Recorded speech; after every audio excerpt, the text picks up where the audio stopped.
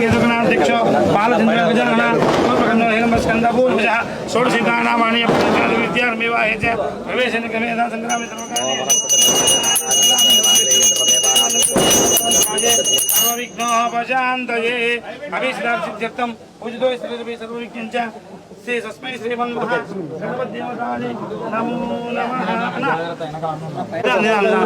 अध्याप कन्नेर्या भावाजाश स्नेहि बृहस्पति वसुदास्तानो मंजन्त्वगुन्वसः फलबुदकस्नानं समर्पयामि मंगलम कौशलेन्द्राय महनीय गुणात्मने चक्रवर्ति नमोजाय सार्वभौमाय मंगलम सर्वदा जय मंगलम నమస్కారం చేసుకోండి దివ్య మంగళ నీరాజనం దర్శయామి నీరాజనం నమో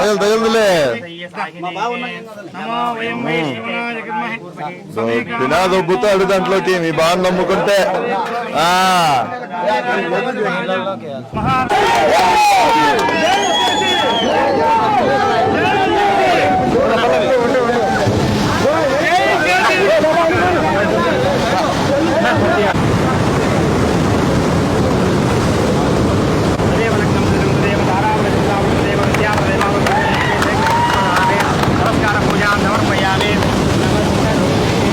ఇప్పుడు ఒకటే ఓపెన్ అయిందా అన్ని ఓపెన్ అయినాయా ఒకటేనా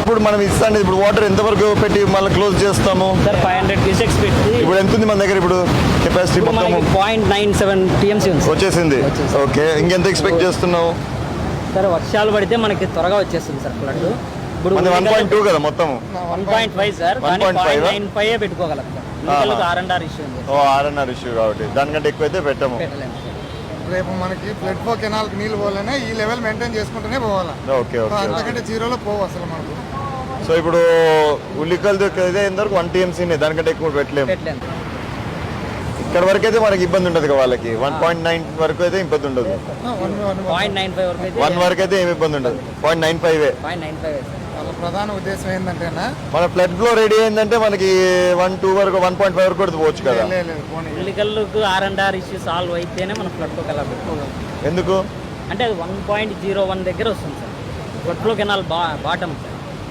ఆ లెవెల్ ఉంటేనే మనకి దానికి నేను అనేది ఏంటంటే ఇప్పుడు మనం ఫ్లడ్ ఫ్లో రెడీ చేసామంటే మనకు 1.5 ఇక్కడికి వచ్చినా కూడా అట్లా డైవర్ట్ చేసుకోవచ్చు కదా చేసుకోవచ్చు sir but R&R issue solve అయితేనే 1.5 మనం స్టోర్ చేసుకోగలం సార్ మా అంటే పర్ డే 10 to 15 క్యూసెక్స్ అంటే ఈ వాటర్కి మనకి ఎంత లాస్ అవుతాం మనము అంటే మనం రైట్ కెనాల్కి ఇచ్చుకోవచ్చు సార్ ఆహా అంతా పోతుందా అంటే ఇప్పుడు వర్షం పడి పారుతుంది సార్ అది లేకపోతే 10 to 15 క్యూసెక్స్ ఇచ్చినా కూడా వాళ్ళ బోర్లలే ఎండుతాయి సార్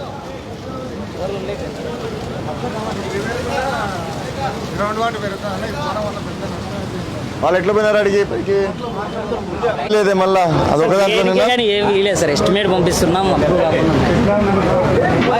ఏమన్నా ఏం బా ఎట్లున్నారు అందరూ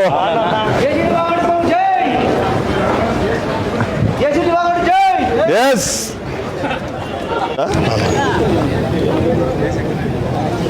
ఆడికి పోదామా చికెన్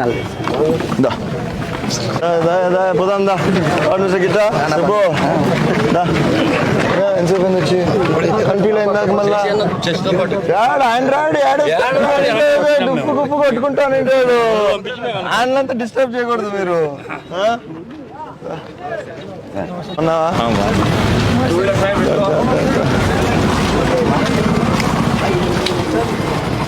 ఏమో ఆడికి పోతాను అన్ని పెట్టుకొని గుడికి పోతున్నావు ఏం గుడికి పోతున్నావు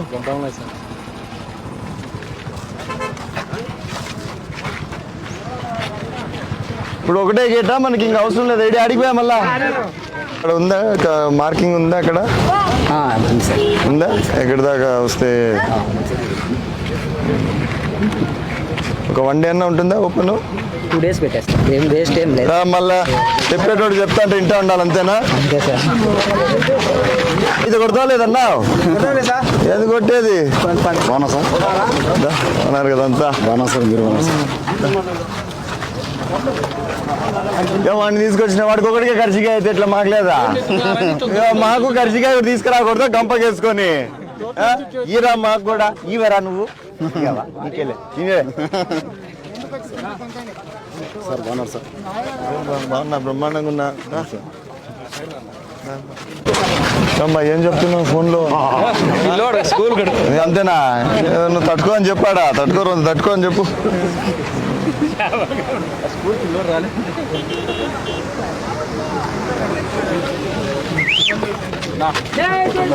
దా పోదాందా కాదు ఊర్ల వారీగా నిలుచుకున్నట్టున్నారు పట్టి తిప్పి శాంపుల్ పెట్టాను సార్, దానికి ప్రోగ్రామ్ ఎక్కి కానీలే ఇటు సార్. ఏండి మనోని లస్కర్ లాగా బెస్ట్ దొరికినాడు ఇంకో లస్కర్ మనకి ఎప్పుడు జాయిన్ సార్? ఆ? ఎప్పుడు జాయిన్ అవుతాను? రేపు పొద్దున తక్కువ అది కానీ డబ్బులు కూడా తీసుకోండి ఫ్రీ ఎవరు కావాలంటే అక్కడ పిలిపించుకోండి నంబర్ ఇస్తా వెళ్ళలేదు సార్, ఉన్నోళ్ళకి వెళ్ళే డబ్బులు లేవు సార్. అంతే అంటావా మీరు కూడా ఫ్రీగానే చేస్తున్నారంట అందరూ ఏమంటే గవర్నమెంట్ లో డబ్బులు లేవంటారు సార్. దాన్ని నువ్వు ఇట్రా అదే ముందే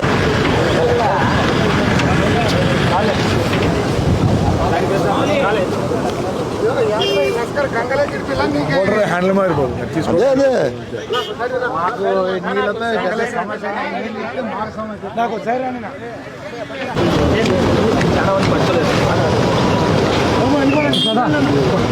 మనకి మామూలుగా మన ఎంతమంది లస్కర్లు ఉన్నారు మన నియోజకవర్గంలో సార్ యాక్చువల్గా మన డ్యామ్కి 10 మెంబర్స్ కావాలి సార్. ఆ, కానీ మనకున్న పర్మనెంట్ స్టాఫ్ ఒకరు ఉన్నారు సార్. ఇద్దరిని మేము అవుట్ సోర్సింగ్ outsourcing చేసుకున్నారు ఉన్నది ఇద్దరు మొత్తం 3 ఉన్నారు సార్. మళ్ళీ సరిపోతున్నారా పర్మనెంట్ కాదు సార్. అదేలే కాంట్రాక్ట్ చేస్తా అంటే డబ్బులు లేవు, అవునవును డబ్బులు వెళ్ళిపోయారు వాళ్ళు ఇంతకుముందు వాళ్ళు కాంట్రాక్ట్ బ్రహ్మాండ రెడ్డి వేసి వెళ్ళిపోయినారు. కాబట్టి న్యాయం చేయాలి సార్ మీరు. ఆయన ఆయన నేను మేము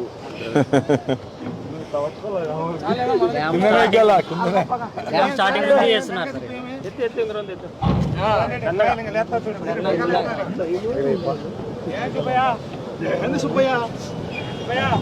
ఏం అలసిపోయినట్లే ఆయన సుబ్బయ్య అలసిపోయినట్టు రా ఇంకా రాత్రి ఇంకా ఆయన తిరగాల్సిందేదే కాదులే ఇంకా వదిలే ఇట్లా ఇవేం కరెంటుకి పెట్టలేదు ఇంకా అవసరం లేదన్నా చేయడమే ఇలా చేశారు సార్.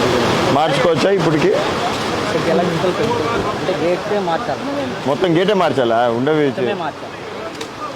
ఎందుకు దీనికే వైండింగ్ పెట్టినామంటే మోటార్ కాదా చేయాలనుకుంటే చేయొచ్చు అంటే పైదాకా ట్రాక్ వెళ్ళాలన్నా మోటార్ ఉన్నప్పుడు మోటార్ ట్రాక్ ఉన్నంత ఖచ్చితంగా చేయనివ్వాలి. మనకుండేది ఇది అదే కదా లస్కర్కి జాబ్స్ ఇంకేం లేవు కదా దగ్గర ఆడో గేట్ ఉంది కదా మళ్ళా